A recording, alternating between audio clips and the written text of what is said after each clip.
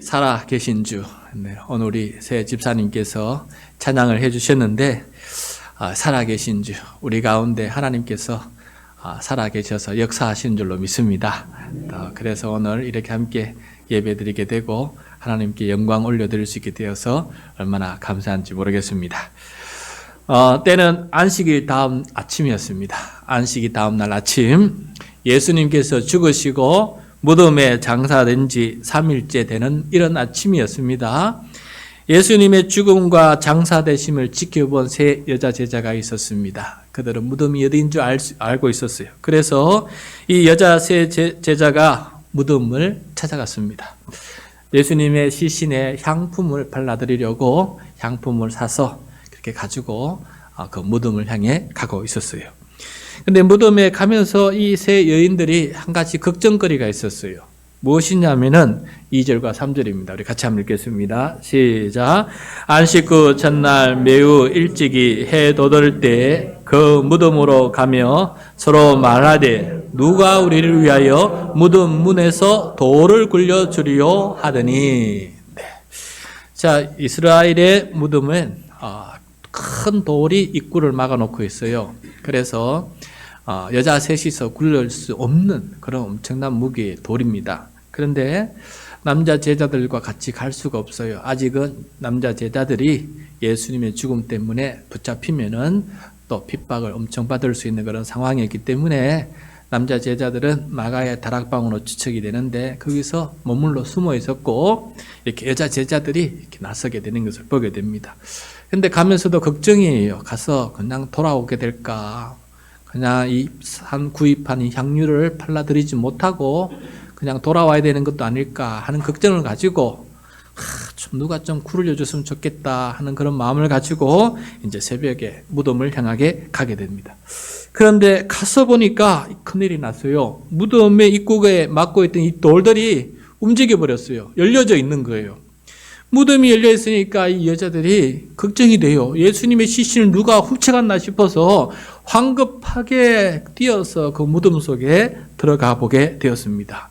들어가 보니까 깜짝 일이 벌어졌어요. 누군가 그 자리에 앉아 있는 거예요.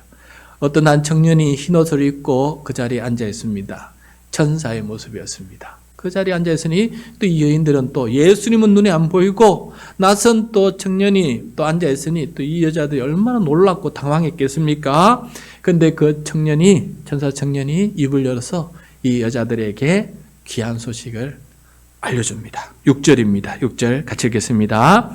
청년이 이르되 놀라지 말라. 너희가 십자가에 못 박히신 나사렛 예수를 찾는구나.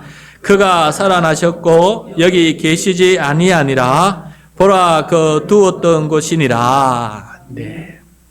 십자가에 못 박히신 예수님, 이곳에 이 무덤에 장사되신 예수님, 그분이 죽음에서 다시 살아나셨다라는 소식을 전해주게 됩니다. 부활하셨다라는 거예요. 그래서 이 자리에 그분이 안 계신다라는 것을 알려주게 됩니다. 여러분, 이 세 여인은 처음으로 예수님의 부활의 소식을 전해들은 사람이에요. 인류 최초로 예수님의 부활의 소식을 전해들은 사람은 이 여자 셋이었다는 것을 보게 됩니다. 이 부활의 소식을 적대 듣고 있는데 천사가 또 한 가지 더 명령을 합니다. 7절입니다. 7절. 가서 그의 제자들과 베드로에게 이르기를 예수께서 너희보다 먼저 갈릴리로 가시나니 전에 너희에게 말씀하신 대로 너희가 거기서 배우리라 하라 하는지라. 제자들에게 특히 베드로에게 가서 이르라 라고 말씀하고 있어요. 부활하신 예수님께서 제자들 만나실 텐데 어디에서 만납니까? 이거 예루살렘입니까? 아닙니다. 옛적부터 함께 만나서 그들을 부르시고 그들과 함께 사역하셨던 그 갈릴리에서, 그 갈릴리 호숫가에서 다시 만나겠다라고 갈릴리로 가라, 거기서 만나자라고 하면서 그 명령을 전달하는 것을 보게 됩니다. 이 부활의 소식을 접한 여인들, 또 제자들에게 부활의 증인이 되어야 한다고 이렇게 전해주는 이 소식을 들은 이 여인들의 마음이, 그런데 여러분, 이상하게 복잡합니다. 복잡해요. 기쁘고 즐겁고 막 탄호성이 나와야 되는데 아닙니다. 그 반대입니다. 무섭고 놀랍고 지금 이게 무슨 상황인지 정리가 안 되고 있어요. 8절 말씀입니다. 8절 시작. 여자들이 몹시 놀라 떨며 나와 무덤에서 도망하고 무서워하여 아무에게 아무 말도 하지 못하더라. 예. 여인들이 몹시 놀라서 떨고 있습니다. 그리고 무덤에서 마치 도망치듯이 뛰어나옵니다. 게다가 두려워서 한무에게도 지금 이 상황을 말도 못하고 있는 것이에요. 어안이 지금 벙벙합니다. 상황이 지금 정리가 안 되고 이해가 되지 않고 이게 무슨 일인가? 부활하셨다고 이게 정말 맞을까? 그럼 부활하신 주님은 어디 계실까? 시신은 도난 나간 거 아닐까? 우리가 지금 헛것을 보는 것일까? 도대체 이게 무슨 일일까? 부활을 소식을 전해 들은 이 반응이 이런 반응이었다 한 것입니다. 이때 부활하신 예수님은 이 세 여인 중에서 첫 번째 한 여인에게 처음으로 부활하신 자기의 모습을 이제 직접 보여주시는 일이 벌어지게 됩니다. 9절입니다. 9절 시작. 예수께서 안식 후 첫날 이른 아침에 살아나신 후 전에 7 귀신을 쫓아내어 주신 막달라 마리아에게 먼저 보이시니. 부활하신 예수님을 최초로 만나본 여제자의 이름은 막달라 마리아. 막달라 성읍 출신의 마리아라는 뜻이에요. 그는 원래 7 귀신, 엄청난 삶의 방황을 하던 사람이에요. 귀신 하나만 해도 정신을 못 차리는데 7 귀신, 소위 말하는 군대 귀신이 그 사람을 사로잡고 있고 지배하고 통제하고 있어요. 마귀의 노예가 되어 살아가고 있었어요. 그런데 예수님께서 그 막달라 마리아를 찾아가셔서 그 7 귀신을 다 내어 쫓아버렸어요. 그리고 이 마귀의 지배로부터 구원받고 해방되게 받았어요. 그래서 그때부터 이 막달라 마리아는 예수님을 따라다니면서 섬기는 여자 제자가 되었어요. 그래서 갈릴리 그 지역에서 예수님을 섬길 뿐 아니라 또 이 여자는 부자였던 것 같아요. 재정적으로 후원하고 섬겨왔던 귀한 여자 제자의 모습으로 살아왔습니다. 이제야 이 막달라 마리아가 이 부활하신 예수님을 직접 두 눈으로 목도하니까 그제서야 이 두려움에서 벗어나서 기쁨과 즐거움으로 마음이 변화되게 됩니다. 무서움은 달아나고 이제 즐거움으로 뛰어서 제자들에게 쫓아가서 이 부활의 기쁨을 제자들에게 전해주게 되는 것이에요. 그 소식을 전하는 장면을 한번 보겠습니다. 10절과 11절입니다. 시작. 마리아가 가서 예수와 함께 하던 사람들이 슬퍼하며 울고 있는 중에 이 일을 알리며 그들은 예수께서 살아나셨다는 것과 마리아에게 보이셨다는 것을 듣고도 믿지 아니하니라. 예. 남자 제자들은 11명의 제자들은 예수님께서 죽으셔서 지금 3일장이에요. 울고 슬퍼하고 지금 절망 속에 있어요. 그런데 갑자기 느닷없이 막달라 마리아가 와가지고 무덤이 비어있다. 그리고 예수님께서 부활하셨다. 내가 예수님을 보았다라고 이렇게 말합니다. 첫 반응은 11명의 제자들의 첫 반응은 혹시 막달라 마리아가 환청을 보거나 약간 이렇게 너무 슬퍼서 조금 이렇게 정신이 조금 약한 이렇게 된 거 아니냐 이런 반응이에요. 부활하시긴 뭐가 부활했다는 거야. 지금 예수님 죽으셔서 장사 지내셨는데 무슨 부활했다 그러지 왜 저러지 할 정도로 오히려 이 부활의 정인이 된 이 여인을 바라보면서 이상히 여겨서 여기 보면 듣고도 믿지 않겠다. 못 믿겠다. 그걸 어떻게 믿으라는 거야? 어떻게 죽은 사람이 다시 살아났다는 것을 믿으라는 것이야 하면서 못 믿겠다는 것이 11제자들의 반응이었어요. 이런 이것을 아시는 예수님은 또 막달라 마리아에게 자신을 보였지만 이번에는 두 번째로 두 제자에게 추가적으로 부활하신 자신의 모습을 보여주세요. 왜 이랬을까 예수님은? 그냥 바로 11제자에게 나타나시면 되는데 왜 이렇게 먼저 이렇게 보이실까? 주님께서 의도하신 바가 있는 것 같아요. 두 제자에게 보이셨는데 이 두 제자도 뛰어가서 제자들에게 11제자들에게 알리는 모습이 나와요. 12절입니다. 시작. 그 후에 그들 중 2사람이 걸어서 시골로 갈 때에 예수께서 다른 모양으로 그들에게 나타나시니 이 둘은 예수님의 11명 제자에 속하는 제자들이 아니었어요. 추가적으로 따르는 제자들이에요. 이 둘은 엠마오 마을 출신이었나 봐요. 그래서 엠마오 마을로 가는 두 제자. 예수님께서 그들에게 나타나셨어요. 근데 처음에는 이 제자들이 예수님인 줄 몰랐어요. 왜 그렇습니까? 다른 모양으로 그들에게 나타나셨기 때문에 그래요.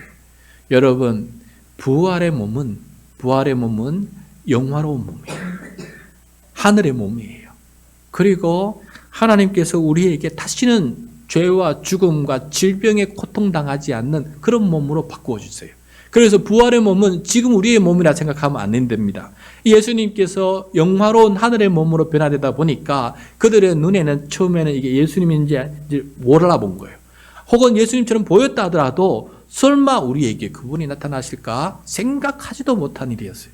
그런데 떡을 떼는 순간에 성찬식했던 그 기억이 났는지 그 순간에 눈이 떠여서 예수님인 줄 알아보게 됐어요. 그래서 그 알아보는 순간 예수님은 사라졌어요.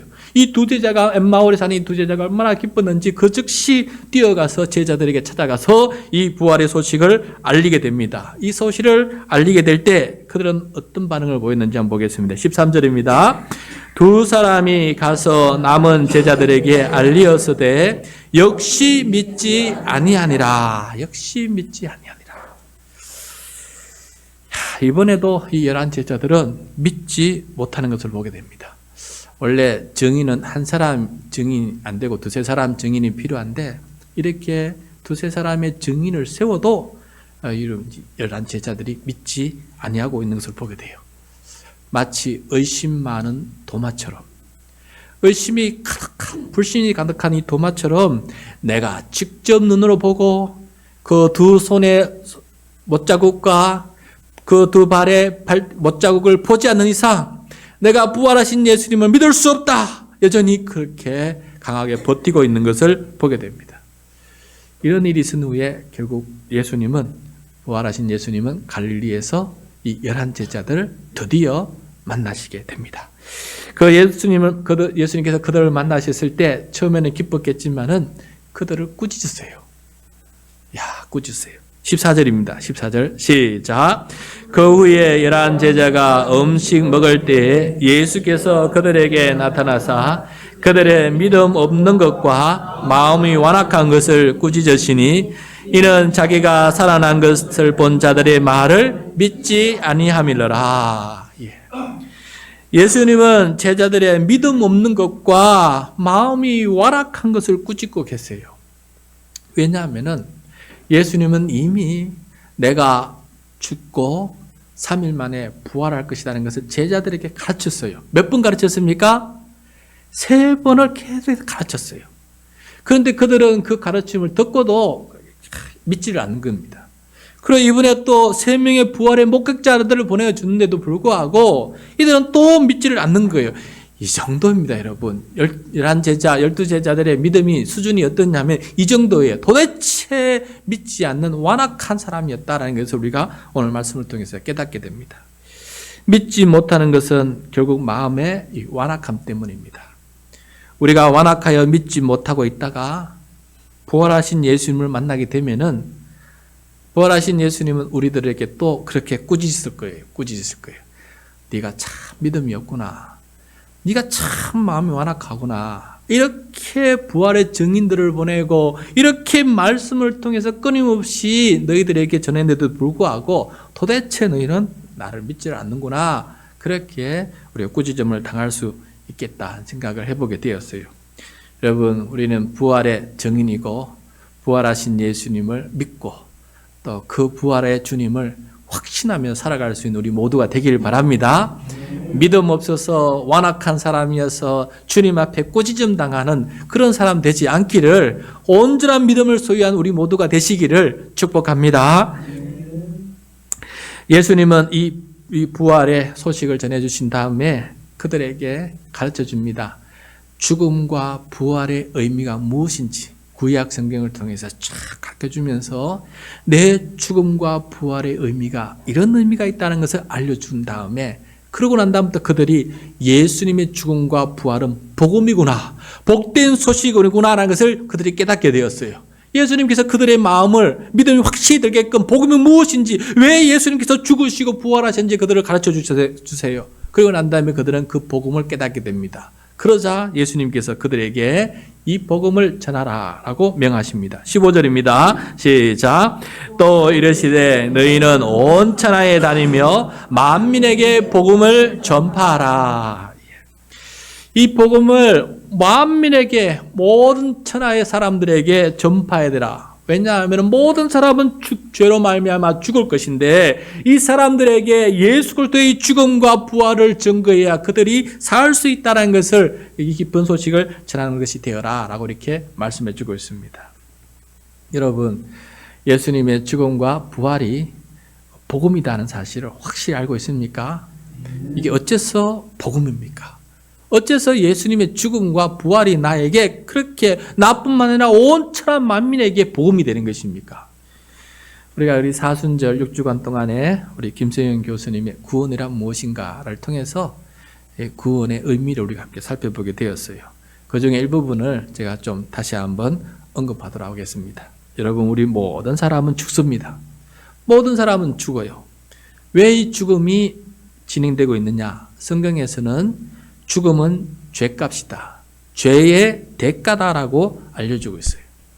근데 이 죄는 사람이 창조자 하나님께 의지하고 순종하며 살아야 하는데 마귀에게 충동에 넘어가서 스스로 하나님같이 되어서 자기 뜻대로, 자기 고집대로 살고자 하는 교만을 부렸어요. 이 교만이 바로 죄예요, 죄.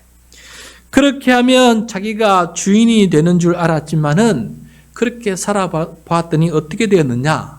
사람은 거짓과 악과 고난으로 충동하여 다스리는 이 마귀의 종이 되고 말았다라는 것이에요.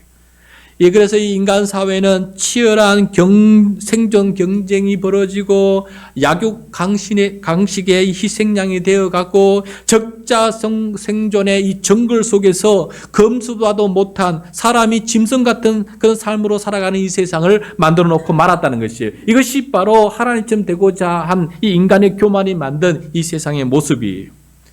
그렇지만 사람들은 그래도 구원해 보려고 좋은 사상을 만들고 좋은 문명을 만들고 좋은 종교를 만들고 좋은 제도를 만들어서 자기를 구원하려고 노력하였지만은 끝내 탐욕과 증오와 시기 질투, 거짓과 폭력과 수탈을 자행하면서 전쟁과 테러를 일삼는 미개인이 되어버렸고, 그리고 하나님께서 주신 이 환경을 오염시키고 파괴시켜서 우리는 그 안에서, 이 환경 안에서 멸망의 길로 치닫고 있는 상황이 되고 있다는 것입니다. 그래서 인간은 제 스스로 구원을 이룰 수 없다는 것을 우리가 이 역사를 통해서 깨닫게 된 것이죠. 오죽했으면 하나님의 아들이신 예수님도 알아보지 못하고 거짓 정죄와 재판을 통해서 십자가에 처형하고 말았습니다. 그런데 하나님은 놀라운 긍휼을 베풀어 주셔서 아들 예수님의 죽음을 통해서 인류를 죄와 죽음과 사탄으로부터 구원하시는 이 구원의 역사를 이 예수님을 통해서 진행하고 계신다는 거예요. 그래서 인간은 하나님께 불순종하여서 불의하지만은 하나님은 불의하지 아니하시고 신실한 의를 이루어 주십니다. 예수님은 모든 죄인들의 죄를 자기가 대신 짊어 지셨습니다. 십자가에 못 박혀 죽으심으로 모든 죄인들의 죄값인 죽음을 자기가 대신 당하여 주셨습니다. 그래서 모든 죄인들의 죄를 씻어주시고 죽음 대신에 영원한 생명을 얻을 수 있는 길을 우리들에게 열어주셨습니다. 더 이상 마귀의 통치가 아니라 하나님의 통치를 받고 살아가는 그런 삶으로 우리를 초대해 주시고 그 문을 열어놓고 기다리고 계십니다. 그러니까 죄와 죽음과 마귀로부터 건져주시는 이 하나님의 구원이 이 예수님의 죽음과 부활 속에 담겨져 있는 것입니다. 그래서 예수님의 부활은 하나님께서 예수님의 죽음이 가지는 이 의미가 참이다라는 것을 확정시켜 주시는 하나님의 증거입니다. 죽은 자를 살리는 능력은 오직 하나님만이 할 수 있는 것인데 예수님께서 그 죽은 예수님을, 십자가에 죽은 예수님을 다시 살려주셨어요. 그 의미는 이 예수님의 죽음이 맞다라고 하는 것을 알려주는 그런 징표와 표적이다라는 것이. 그리고 이 예수님의 부활은 나의 부활, 또 우리의 부활이 되게끔 약속해 주셨다. 부활의 첫 열매가 되어 주셨다라는 것입니다. 예수님의 죽음과 부활은 죄인인 우리가 죄와 죽음으로 우리를 종처럼 지배하던 마귀의 나라에서 벗어나는 길을 열어주신 것이고, 다시금 창조주 하나님께 의지하고 순종하고 겸손하게 살아가는 하나님의 자녀된 이 권세를 회복시켜 주시는 그 구원의 사건이 바로 이 십자가의 죽음과 빈무덤의 부활 가운데에서 성취되었다는 것을 우리들에게 가르쳐주고 있는 것입니다. 그래서 예수님의 죽음과 부활은 모든 죄인들에게 복음이다, 복된 소식이다, 기쁜 소식이다 라는 것을 우리가 깨닫게 됩니다. 그래서 주님은 나의 죽음과 이 부활의 이 복음의 소식을 모든 사람들에게, 온 천하의 사람들에게 전가라, 전파라, 그렇게 말씀해 주셨던 것입니다. 이것은 아브라함의 언약이 본격적으로 이루어지는 것입니다. 모든 민족에게 축복의 통로가 되는 것이에요. 그런데 이 복음이 나와 상관이 없다고, 나는 이 복음을 믿지 않겠다고, 나는 여전히 내가 하나님이 되고 내 삶을 내 주장대로, 내 고집대로, 내 뜻대로, 내 마음대로 살아보겠다고 하는 사람을 가리켜서 오늘 성경에 보면은 마음이 완악한 사람이다 라고 이렇게 말씀하고 있는데, 이렇게 끝까지 마음이 완악한 사람은 어떻게 될까요? 여러분, 끝까지 이렇게 마음이 완악한 대로 살아가면 그 사람은 어떻게 될까요? 16절입니다. 같이 읽겠습니다. 믿고 세례를 받는 사람은 구원을 얻을 것이요 믿지 않는 사람은 정죄를 받으리라. 예수님의 죽음과 부활에 담긴 이 하나님의 복음을 믿고 세례를 받는 자, 즉 이 세례를 통해서 믿음을 교회 앞에서 공개적으로 시인하고 고백하는 거예요. 이제는 개인의 신앙이 아니고 교회의 신앙으로 되는 것입니다. 그렇게 고백할 때 그 사람은 구원을 얻는다라고 약속해 주고 있습니다. 죄와 죽음과 마귀의 나라에서 벗어나서 의와 영생과 하나님의 나라, 그 천국을 살아가는 사람이 되게끔 그렇게 주님께서 선물을 주신다는 것이에요. 그런데 믿지 않는 사람은 어떻게 됩니까? 믿지 않는 사람은 오늘 보면 정죄를 받는다. 이렇게 정죄를 받는다는 게 무슨 뜻입니까, 여러분? 그 죄가 그대로 있다는 거예요. 씻음받지 못하고 그 죄가 그대로 있다는 거예요. 그 완악함이, 그 불신이 그대로 남아 있다는 것이에요. 그래서 이 사람은 어떻게 됩니까? 이 사람은 죽음에서 두 번째 죽음을 맞이하게 돼요. 믿는 사람은 육신의 죽음 이후에 그 영혼은 여전히 살아서 하늘의 영화로운 몸을 입고 생명이 계속 영원한 생명이 지속이 되지만은, 이 믿지 않고 완악한 사람은 어떻게 됩니까? 다시금 그 사람도 부활하지만은 두 번째 죽음을 당하게 돼요. 그 죽음을 가리켜서 성경은 지옥이다라고 말씀하고 있어요. 지옥이 무엇입니까? 살아서도 하나님을 등지고 살았는데 죽었어도 하나님을 등지고 사는 거예요. 죽었어도 하나님을 인정하지 않고, 죽었어도 등을 지고, 죽었어도 자기 고집대로 살아가는 완악한 사람들에게 내려지는 영원한 형벌이 바로 이 지옥이다라는 것을 우리들에게 말씀해 주고 있습니다.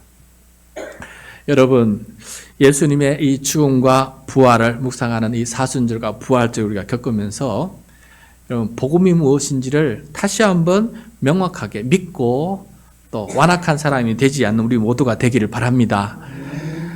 죽음과 부활은, 예수님의 죽음과 부활은 우리의 존재 이유가 되었어요. 그거 없으면 우리 기독교가 필요 없습니다. 우리의 구원은 여전히 율법대로, 구약의 율법대로 살아야 구원을 받을 수 있는 불안한 존재로 살아갈 것입니다. 그런데 하나님께서 우리에게 죽으심과 부활을 통해서 우리에게 구원을 이루어 주셨으니 이것이 얼마나 큰 복음입니까? 이 복음을 굳게 믿고 살아갈 수 있는 우리 모두가 되기를 바랍니다. 근데 이 구원을 얻은 사람들에게 변화가 나타납니다. 어떤 변화가 나타나냐? 구원을 받은 사람은 자아관, 가치관, 세계관이 다 바뀝니다. 자아가 어떻게 바뀝니까? 나는 내 스스로 하나님이다라고 하지 않습니다. 나는 하나님의 자녀요, 하나님의 형상으로 지음받은 하나님의 종이다라고 생각합니다. 두 번째, 가치관이 바뀝니다. 이 세상의 가장 중요한 가치가 무엇이냐? 내 육신의 건강과 재물이냐? 아닙니다. 이 세상에서 가장 중요한 가치는 하나님의 나라와 하나님의 의가 가장 중요한 가치라는 것을 깨닫게 돼요. 그 다음에 세계관, 이 세상을 바라보는 관점이 바뀝니다. 이 세상은 죄와 죽음과 사탄이 지배하는 그런 불의한 세상을 알고 있어요. 그래서 이 세상을 하나님께서 오셔서 의와 영생과 하나님의 나라로 바꾸고 변화시켜 주실 거라는 것을 알게 돼요. 이런 세상을 가지게 됩니다. 그러면은 어떤 삶이 벌어지느냐? 우리의 삶에 새로운 하나님의 표적들이 나타나게 돼요. 그 표적들을 오늘 증거해주고 있는데 네 가지를 얘기해주고 있는데 17절과 18절입니다. 17절과 18절. 구원받은 사람에게 나타나는 표적들. 시작. 믿는 자들에게는 이런 표적이 따르니 곧 그들이 내 이름으로 귀신을 쫓아내며 새 방언을 말하며 뱀을 집어 올리며 무슨 독을 마실지라도 해를 받지 아니하며 병든 사람에게 손을 얹은즉 나으리라 하시더라. 첫째, 구원받은 사람은 마귀의 졸개인 귀신을 쫓아냅니다. 더 이상 귀신의 노예가 되지 않습니다. 주 예수 그리스도의 이름으로 명하노니 귀신아 물러가라 하면서 귀신을 쫓아냅니다. 그리고 예수님의 통치를 받습니다. 더 이상 귀신의 통치를 받는 사람이 아닙니다. 이것이 바로 구원받은 사람의 첫 번째 특징이에요. 두 번째, 구원받은 사람은 새 방언을 말합니다. 자, 여기서 새 방언이라는 것은 무엇입니까? 우리가 성령의 은사로 기도할 때 방언을 하는 것도 여기에 포함되지만은 이 새 방언의 궁극적인 의미가 무엇이냐면은 내 말의 주어가 하나님으로 바뀐다는 것이에요. 하나님께서 하셨습니다. 하나님께서 이루셨습니다. 예수님께서 하셨습니다. 성령님께서 하셨습니다. 라고 말하면서 내 삶의 주어, 내 삶을 움직이는 사람의 주체가 누구냐? 하나님, 성삼일체 하나님으로 바뀌는 이런 새로운 언어를 말하게 되는 사람으로 바뀌게 된다는 것을 말해주고 있습니다. 셋째, 뱀의 독에 해를 입지 않습니다. 여러분, 뱀이 무엇을 상징합니까? 마귀 아닙니까? 사탄 마귀. 그래서 이 뱀의 독에 해를 입지 않는 것은 마귀와 이 사탄, 이 귀신들을 쫓아내고 그들의 유혹에 넘어가지 아니하고 그들의 희생양이 되지 않기 때문에 더 이상 그것이 나에게 해가 되지 않는다라는 것을 말씀해 주고 있는 것입니다.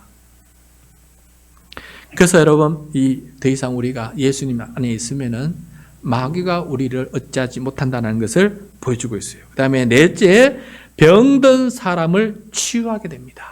병든 사람을 치유하게 됩니다. 여기서 병이란 것은 육신의 질병, 그 다음에 마음의 질병, 영혼의 질병, 관계의 질병, 이 사회적 구조적 병폐, 이 환경의 질병, 이 모든 질병들을 병이 없는 세상으로 치유하는 일에 함께 동참하는 사람이 된다. 하나님께서 만들어주신 이 피조 세계를 잘 관리하고 보존하는 그런 일에 함께 동참하는 그런 사람으로 변화가 된다라는 것을 오늘 이렇게 말씀해 주고 있습니다. 여러분, 이런 구원받은 사람의 표적이 우리의 삶에 지속적으로 나타날 수 있기를 바랍니다. 그래서 우리의 삶에 구원받은 증거가, 표적이 나타나서 하나님의 은혜가 우리를 통해서 끊임없이 펼쳐지는 놀라운 역사가 펼쳐지길 바라고 우리 교회 공동체가 그런 구원받은 표적이 넘치는 공동체가 되기를 간절히 소원합니다. 그렇다면 부활하신 주님은 지금 어디에 계시고 뭘 하고 계십니까? 19절입니다. 19절 시작. 주 예수께서 말씀을 마치신 후에 하늘로 올려지사 하나님 우편에 앉으시니라. 네. 죽음에서 부활하신 예수님은 지금 하늘로 올라가셔서 승천하셔서 하나님 우편에 앉아 계셔서 지금을 통치하고 계십니다. 여기서 하늘이라고 하는 것은 우리 눈에 보이는 저 하늘을 말하는 것이 아닙니다. 눈에 보이지 아니하시는 하나님의 영역, 하나님의 나라를 뜻하는 말이에요. 우리는 눈에 볼 수 없습니다. 그러나 우리가 죽게 되면 들어가게 됩니다. 그것을 보게 됩니다. 그 하나님의 영역에서 하나님 보좌 우편에 앉으셔서 지금도 산자와 죽은 자를 다 통치하고 계시는 왕으로서, 만왕의 왕으로서 그렇게 주님께서 살아 역사하고 계신다라는 것을 말씀해 주고 있습니다. 그런데 이 주님은 다시 오실 것입니다. 다시 오셔서 이 죄와 죽음과 사탄의 나라를 완전히 멸망시키고 싹 없앨 것입니다. 그리고 난 다음에 이 하늘과 땅을 새하늘과 새 땅으로 변모시킬 것입니다. 우리 몸이 부활의 몸을 입듯이 이 하늘과 땅은 새하늘과 새 땅으로 변모시켜 줄 것이고, 그리고 하나님의 나라를 완성시킬 것입니다. 주님께서 오시면 그 일을 하실 것입니다. 그래서 우리는 그 나라를 살아가는 백성이 될 것입니다. 주님은 그때까지 통치하고 계시는데 우리가 또 해야 될 일이 있습니다. 그때까지 주님께서는 보좌 우편에 앉으셔서 우리 가운데 끊임없이 역사하고 계신다는 것을 약속해 주고 있습니다. 마지막 20절, 마가복음 마지막 말씀입니다. 20절 시작. 제자들이 나가 두루 전파할세 주께서 함께 역사하사 그 따르는 표적으로 말씀을 확실히 정언하시니라. 제자들이 복음을 온 세상에 전파할 때 예수님께서도 함께 역사하십니다. 그리고 표적이 뒤따릅니다. 우리 금방 보한 것처럼 귀신을 쫓아내고 새 방언하는 일이 일어나고 마귀의 해를 입지 않고 모든 질병의 종류의 질병들이 치유하는 일들이 벌어지면서 하나님의 나라를 맛보는 역사가 일어나게 될 것입니다. 나중에 이루어질 그 하나님의 나라, 하나님의 통치가 온전히 이루어질 그 완성된 하나님의 나라가 어떤 나라인지를 우리가 여기서 맛보면서 그렇게 살아갈 수 있도록 주님께서 끊임없이 우리 가운데 역사하고 계실 것입니다. 그러므로 우리는 주님의 말씀을 전파하면서 곳곳에 하나님의 통치가 이루어지고 구원받는 백성들이 늘어나기 위해서 우리는 그 사명을 주님과 함께 감당해야 될 것입니다. 그런데 주님께서 우리 가운데 함께 하신다고 약속하고 계신 것을 보게 됩니다. 이 약속의 말씀이 꼭 이루어지길 바랍니다. 오늘 우리 예배 드리면서 좀 마음이 참 기쁘고 감사했어요. 어떻게 감사했느냐? 참 이 코로나 이후로 우리가 참 3년 넘게 교회가 참 힘들고 어려운 시절을 보내고 또 귀한 권사님이 먼저 하나님께 부름을 받고 성도들이 또 떠나고 이런 상황을 겪으면서 하나님 우리 교회 어떻게 하실 것입니까? 다 기도하면서 그렇지만 또 우리 권사님들 세 분이 안수받고 그 자리를 지키고 이렇게 버텨나가고 있었어요. 주님, 우리 교회 주님께서 이렇게 권자도 세우시고 또 이끌어 가시니 주님 따라서 이렇게 살아갑니다. 라고 이렇게 우리가 했는데 이렇게 최근에 또 새 가족들도 오시고 함께 찬양하게 되고 함께 힘을 얻으니 얼마나 감사하고 고마운지 모르겠어요. 그래서 하나님께서 우리 가운데 역사하고 표적을 일으키신다는 생각을 해보게 되었어요. 여러분은 어떤 생각을 가지고 있습니까? 하나님께서 하시는 이 일에, 하나님께서 이루시는 이 구원의 역사에 함께 믿음으로 동참하고 부활의 신앙을 가지고 살아갈 수 있는 우리 모두가 되기를 바랍니다. 우리가 부활하고 또 우리 교회 공동체가 부활하면서 하나님의 살아계심과 구원의 역사가 펼쳐지는 이 공동체를 함께 만들어가는 우리 모두가 되기를 간절히 소원합니다.